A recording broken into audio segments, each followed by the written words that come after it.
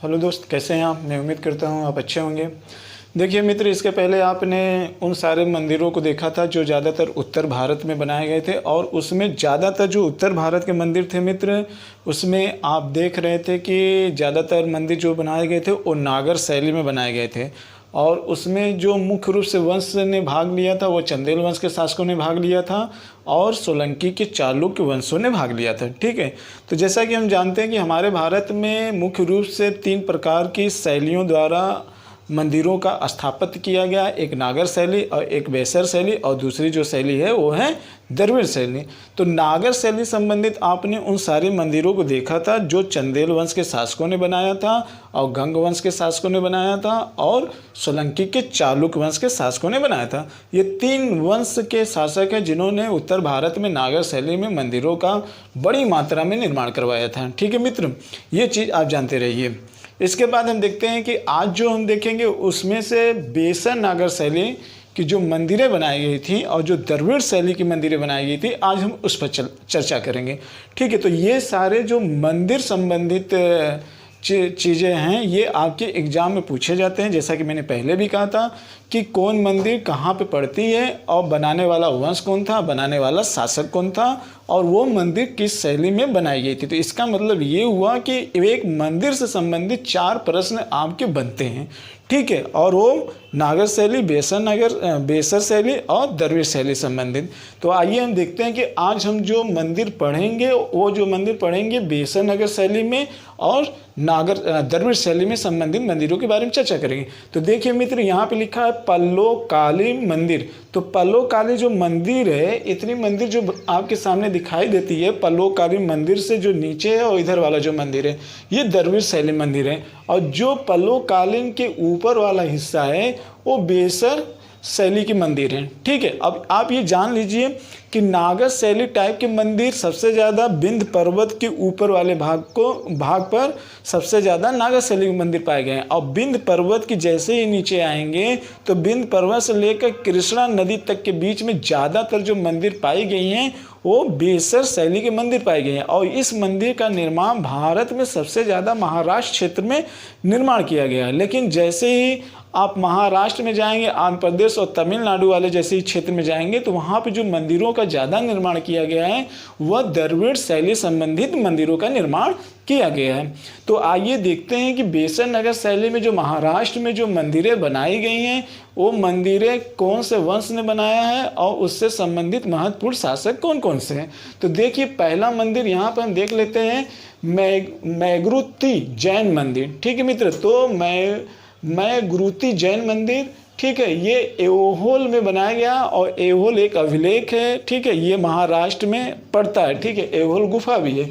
तो इसको बनाने वाले कौन है? बादामी की चालुक्य। बादामी की चालुक्य कौन है मित्र? ये बादामी की चालुक्य वही है जहाँ जब उस समय जब हर्षवर्धन का युद्ध पुलकेशियन द्वितीय से होता था, तो पुलकेशियन द्वितीय यहीं का शासक था जो हर्षवर्धन को पराजित किया था। तो उस वंश के लोगों ने ये निम्नलिखित मंदिर बनाए थे। कौन कौन से मंदिर? एक मैगुरुती जैन मंदिर का निर्माण करवाया था, एक ऐहोल का विष्णु मंदिर का निर्माण करवाया था, और एक यहाँ पे लड़ाखा सूर्य हिंदू गुहा मंदिर।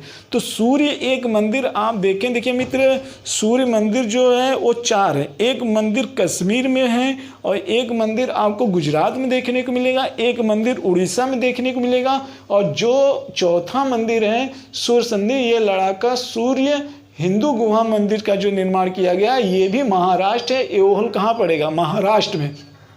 तो जानते रहिएगा, ये महाराष्ट्र में ये मंदिर का निर्माण करवाया गया था। निर्माण कराने वाले कौन थे?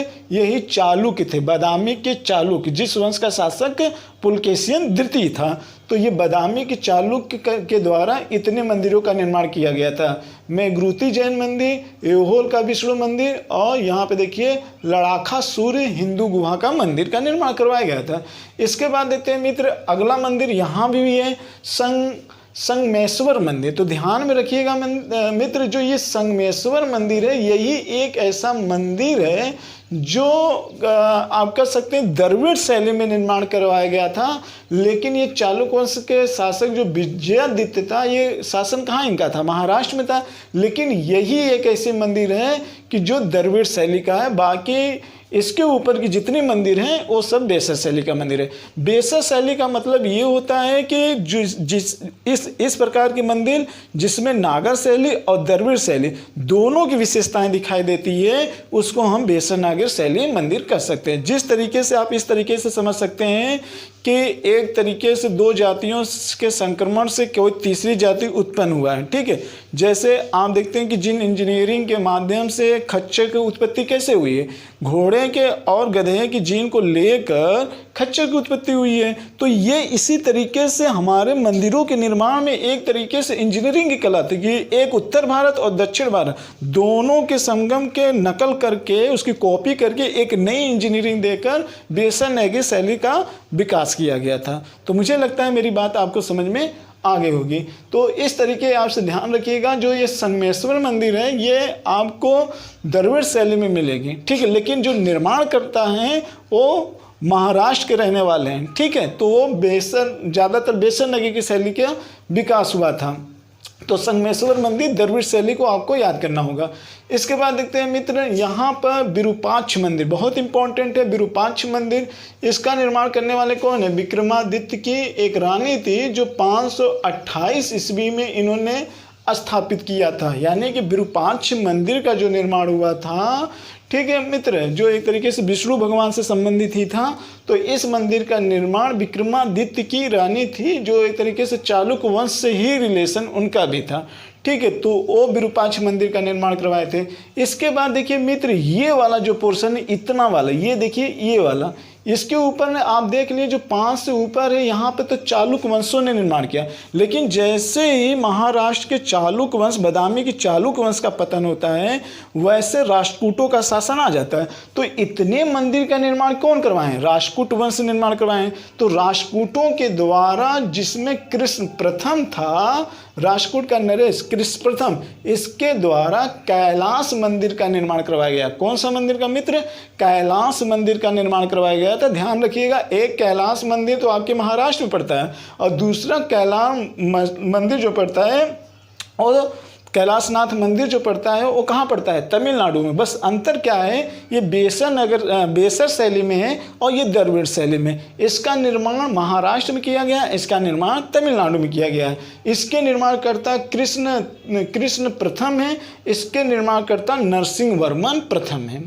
ये अंतर आप जरूर में ध्यान में रखिएगा, कन्फ्यूजन नहीं होना चाहिए। आइए देखते हैं, तो कैलाश मंदिर एलोरा एक गुफा थी, उसमें द्वारा कैलाश मंदिर का निर्माण पहाड़ी थी, उसको काट के बनाया गया था और ये राष्ट्रकूट नरेश कृष्ण प्रथम ने करवाया था। इसके बाद ध्यान रखिएगा मित्र कि देवाड़ा का मंदिर जो है उसका निर्माण कृष्ण तृतीय ने करवाया था। किसने करवाया था मित्र? कृष्ण तृतीय ने करवाया था। देवाड़ा का मंदिर कहाँ करवाया था? महाराष्ट्र में करवाया था। कहाँ करवाया था? महाराष्ट्र में करवाया था। इस चीज़ को ध्यान में रखिएगा। लेकिन देखिए, एक यहाँ पे दशा अवतार मंदिर है। हाँ जी, दशा अवतार मंदिर, एक आपने नाम सुना होगा, एक दशा अवतार मंदिर जो गुप्त वंशों के शासकों ने करवाया था। कहाँ? ललितपुर में। वो भी विष्णु भगवान से संबंधित है। लेकिन एक दशा अवतार मंदिर ये भी आप जानते रहिए कि दंती दुर्ग ने करवाया था। और इस मंदिर का निर्माण इसने कहाँ करवाया था? इस मंदिर का निर्माण इसने महाराष्ट्र में करवाया था। किसने करवाया था? दंती दुर्ग। और एक दशा अवतार का मंदिर कब? गुप्त काल में करवाया गया था। वो कहाँ पे? ललितपुर जिला में करवाया गया था, जिसे दशा अवतार मंदिर कहा जाता है। उसमें विष्णु के 10 अवतारों के बारे में दिखाया गया है, ठीक है मित्र। इसके अलावा देखिए यहाँ पे लवेश्वर मंदिर, रामेश्वर मंदिर और नीलकंठ मंदिर, ये सारे मंदिर जो है मित्र, ये टोटल मंदिर जो है महाराष्ट्र में निर्माण करवाए गए हैं। कहाँ? महाराष्ट्र में करवाए गए हैं। तो इस चीज़ को आपको थोड़ा ध्यान देना होगा। ये सारे मंदिर महाराष्ट्र में करवाए गए हैं, लेकिन कराने वाले वंश और शासक का ध्यान आप जरूर याद करिएगा। जैसे मैंने कहा कि 5 मंदिर जो हैं, विरूपाक्ष संगमेश्वर मंदिर, लड़ाका का सूर्य मंदिर, एहोल का विष्णु मंदिर और मैगरूती जैन मंदिर का निर्माण किसने करवाया था? चालुक्य के शासन ने करवाया था। जबकि कैलाश मंदिर, देवाड़ा का मंदिर, दशा अवतार का मंदिर और लवेश्वर का मंदिर, रामेश्वर का मंदिर और नीलकंठ का मंदिर। ध्यान रखिए, एक रामेश्वर का मंदिर कहाँ देखने को मिलेगा? एक रामेश्वर का मंदिर आपको तमिलनाडु में देखने को मिलेगा। कहाँ देखने को मिलेगा? तमिलनाडु में कांची को देखने को मिलेगा। लेकिन उस मंदिर का निर्माण जो करवाया था वो राजराज ने करवाया था। लेकिन यहाँ पर जो रामेश्वर मंदिर है वो दंती दुर्ग ने करवाया था। ठीक है मित्र। और दशावतार मंदिर का निर्माण भी कौन करवाया है? दंती दुर्ग ने करवाया है। ठीक है। कहाँ? लेकिन ये शैली कौन है? बेसन नगर शैली में है। तो ये चीज़ ध्यान नहीं है। ये रामेश्वर मंदिर, ध्यान से सुनिए, ये रामेश्वर मंदिर बेसन नगर शैली में निर्माण करवाने वाला कौन? दंती दुर्ग। यही रामेश्वरम मंदिर दक्षिण भारत में निर्माण करवाने वाला राजराज था। लेकिन वो कौन सी शैली था? वो कौन सी शैली है? द्रविड़ शैली है। यहाँ पे दशावतार मंदिर निर्माण कराने वाला दंती दुर्ग है। लेकिन कौन सी शैली है? बेसर शैली है। लेकिन गुप्त काल में जो दशावतार मंदिर का निर्माण करवाया गया था वो किस शैली में है? वो नागर शैली में है। ठीक है। तो ये चीज़ आप थोड़ा सा ध्यान में रखिएगा। अगर इस तरीके का प्रश्न कभी घुमा के पूछ दिया तो निश्चित रूप से कन्फ्यूजन होना स्वाभाविक है। तो इस तरीके से आपका कन्फ्यूजन दूर हो जाएगा। इसको ध्यान से सुनिएगा आप। ठीक है। तो ये निर्माण कराने वाले कौन है? दंती दुर्ग हैं। तो वंश और शासक, मंदिर और उसका स्थान। ठीक है। और शैली, तो बेसर शैली, शासक मुख्य रूप से दंती दुर्ग, कृष्ण तृतीय और कृष्ण प्रथम। इसमें आप देखेंगे तो चालुक्य वंश के शासक, बादामी के चालुक्य शासक विजयादित्य, विक्रमादित्य, ये याद कर लीजिएगा। और मंदिर कहाँ पर है ये भी याद कर लीजिएगा। आते हैं पल्लवकालीन मंदिर। जी हाँ, पल्लवकालीन मंदिर के संदर्भ में अगर हम देखें तो मित्र यहाँ से भी आता है पल्लव वंश। वही पल्लव वंश जिसने बादामी के शासक पुलकेशिन द्वितीय को हराया था। किसने हराया था? नरसिंह वर्मन ने हराया था। लेकिन ये दक्षिण भारत में थे, बादामी मध्य भारत में थे और हर्षवर्धन कहाँ था? उत्तर भारत में था। तो इनके संदर्भ में भी तो मंदिरों का निर्माण हो रहा था। तो यहाँ पे ध्यान रखिए, जो एक मंदिर है यहाँ पे देखिए वाराह मंडप मंदिर का निर्माण मामल्लपुरम या महाबलीपुरम किसने करवाया था? नरसिंह वर्मन ने करवाया था। किसने करवाया था? नरसिंह वर्मन। कहाँ पड़ता है ये? कांची में पड़ता है। तो वाराह मंडप मंदिर का निर्माण नरसिंह वर्मन प्रथम ने करवाया था। इस चीज़ को आपको ध्यान में रखना होगा। और यही नरसिंह वर्मन प्रथम ने पुलकेशिन द्वितीय को क्या किया था? पराजित किया था। क्लियर।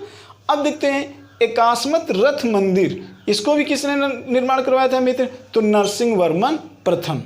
और सब पड़ता कहाँ? ये सारे मंदिर ध्यान में रखिएगा, ये सारे मंदिर तमिलनाडु के कांची में है। कहाँ पर है मित्र? तमिलनाडु के कांची में पड़ता है सारा मंदिर। और ये पल्लवकालीन लिखा है तो इसका मतलब कि पल्लव वंश के शासकों ने निर्माण करवाया था। क्लियर। जैसे चालुक्य के शासकों ने, राष्ट्रकूट के शासकों ने, उसी तरीके से दक्षिण भारत में पल्लवकालीन के शासकों ने निर्माण करवाया था। तो अब देखते हैं यहाँ पर थोर मंदिर, ठीक है, जो शंकर जी से संबंधित है। इस मंदिर का निर्माण मित्र नरसिंह वर्मन द्वितीय ने करवाया था। किसने करवाया था? नरसिंह वर्मन द्वितीय ने। तो नरसिंह वर्मन द्वितीय ने यहाँ पे जो 15, 16 और 17 है, इन तीनों मंदिरों का निर्माण करवाया था। पूछता है आपके एग्जाम में, हल्के में मत लीजिएगा, ये आपके एग्जाम में पूछता है। ठीक है, तो ध्यान से इसको सुनिएगा। इसके बाद देखिए यहाँ पर मुकुंद मंदिर और कैलाशनाथ मंदिर। तो मुकुंद मंदिर, कैलाशनाथ मंदिर ये कौन कराता है? तो मुकुंद मंदिर का निर्माण नरसिंह वर्मन द्वितीय करवाता है और थोर मंदिर का निर्माण नरसिंह वर्मन द्वितीय करवाता है। लेकिन एकास्मत रथ मंदिर और वाराह मंडप के मंदिर का निर्माण नरसिंह वर्मन प्रथम करवाता है। लेकिन यहाँ पे देखिए मित्र, एक चीज़ यहाँ पे है नरसिंह वर्मन द्वितीय, इस चीज़ को आप ध्यान रखिएगा कि जो कैलाशनाथ मंदिर है इसको तो कांची का जो नरेश वर्मन द्वितीय है इसको प्रारंभ करता है। लेकिन पूरा कौन करवाता है? पूरा मित्र जो करवाता है वो महेंद्र वर्मन द्वितीय करवाता है। कौन करवाता है? महेंद्र वर्मन द्वितीय करवाता है, जो कैलाशनाथ का मंदिर कांची में बनाया गया है। वो कैलाशनाथ का मंदिर नहीं जो एलोरा में कृष्ण प्रथम ने निर्माण करवाया था, वो कैलाश का मंदिर जो कांची में निर्माण करवाया गया था, उसको पूरा कराने वाला कौन था? महेंद्र वर्मन द्वितीय था। क्लियर मित्र। आते हैं आगे, देखते हैं। आइए देखिए आगे कौन कौन से मंदिर हैं और वो मंदिर का निर्माण कराने वाले शासक कौन कौन से, और हम पढ़ कौन रहे हैं? पल्लवकालीन मंदिर। शैली कौन सी है? द्रविड़ शैली है। क्लियर। आते हैं देखते हैं यहाँ पे देखिए यहाँ पे देखिए वैकुंठ पेरुमल की मंदिर। तो आपने सुना होगा। तो ये जो है वैकुंठ पेरुमल के मंदिर कांचीपुरम में आपको ध्यान में रखना होगा कि इसको परमेश्वर वर्मन करवाता है, परमेश्वर वर्मन द्वितीय करवाता है, और ये पल्लव वंश का शासक रहता है।